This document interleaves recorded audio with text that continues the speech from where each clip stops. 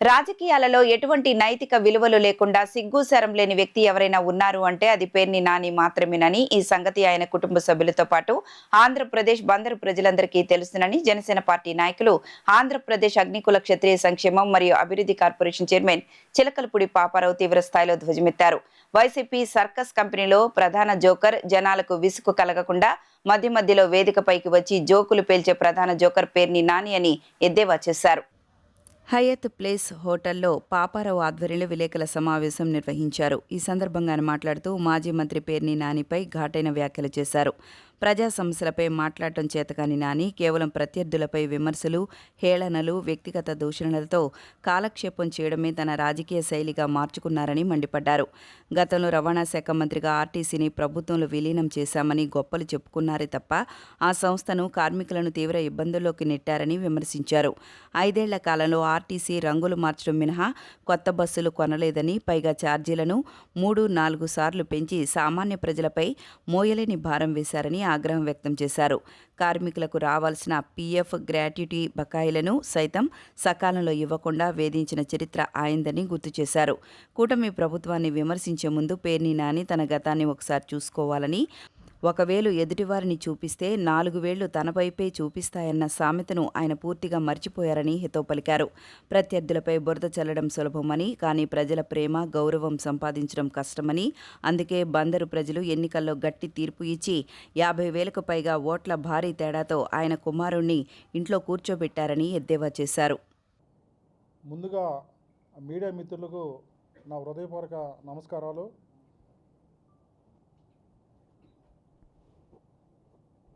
మానవ జన్మ ఎత్తినాక సిగ్గు శరం అనేది ఒకటి ఉండిద్ది. అలా సిగ్గు శరం లేని వ్యక్తే ఎవరై అంటే అతనే పేర్ని నాని. ఆ సంగతి బందరు ప్రజలకు తెలుసు, అలాగే ఏపీ ప్రజలకు తెలుసు, మరీ ముఖ్యంగా వాళ్ళ కుటుంబ సభ్యులు కూడా తెలుసు. ఈ సిగ్గు శరం లేని వ్యక్తి అనే సంగతి వాళ్ళ కుటుంబ సభ్యులు కూడా తెలుసు. అలాంటి వ్యక్తే మన పేర్ని నాని. ఆ పేర్ని నాని ఎలాంటిదంటే, ఒక సర్కస్ కంపెనీ ఉంటుంది. సర్కస్ కంపెనీలో మధ్య మధ్యలో వచ్చి జోకులు వేస్తూ ఉంటారు. వాళ్ళు ఏమంటారు? జోకర్ అంటారు. అలాంటి జోకరే ఈ పేర్ని నాని. ఎందుకంటే వైసీపీ అనేది ఒక సర్కస్ కంపెనీ. ఆ సర్కస్ కంపెనీలో మరి జోకర్గానే ఈయన పేర్ని నాని. మరి ఈయన ప్రత్యర్థిపై విమర్శలు, ఏళ్లలో ఇతర దోషంలో కాలక్షేపం చేయడమే ఆయన రాజకీయ శైలిగా మారిపోయింది. రవాణా శాఖ మంత్రిగా ఉన్నాడు పేర్ని నాని. ఏం చేసావయ్యా నువ్వు రవాణా శాఖ మంత్రిగా ఉండి? మరి ఆ ఆర్టీసీని ప్రభుత్వంలో విలీనం చేసామని గొప్పలు చెప్పుకునేవారు తప్ప మరి సంస్థను, కార్మికులను తీవ్ర ఇబ్బందుల్లోకి నెట్టారు మీరు. మరి ఆర్టీసీని విలీనం చేశామని రంగులు మార్చారు తప్ప కొత్త బస్సులు ఏమైనా కొన్నారా?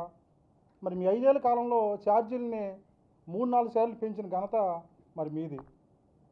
మరి బకాయిలు కార్మికులు రావాల్సిన పీఎఫ్ కానీ గ్రాట్యుటీ బకాయిలను కూడా సైతం సకాలంలో కూడా ఇవ్వకుండా మరి వేధించిన రవాణా శాఖ మంత్రి మీరు. మరి మీరు ఈ రాష్ట్రంలో మరి ఈ విధంగా అవాకులు చవాకులు పేలుతూ ఉన్నారు. పేర్ని నాని ఒకటి గుర్తుపెట్టుకోండి, ఇతరులను విమర్శించే ముందు గతాన్ని ఒకసారి చూసుకో. మీరు ఒకవేళ ఎదుటివారిని చూపిస్తే 4 వేళ్ళు మన వైపు వస్తాయని చెప్పి కూడా మీరు మర్చిపోవద్దు పేర్ని నాని.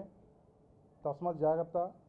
ఎందుకంటే బురద చల్లటం సులభంగానే గౌరవం సంపాదించడం చాలా కష్టం పేర్ని నాని. ఇంకోటి ఏంటంటే, ముందు మైక్ కనిపిస్తే చాలు. మైక్ కనిపిస్తే చాలు ఎట్లా ఉంటుందంటే ఒక పిచ్చుకొక్క టైప్ అనమాట.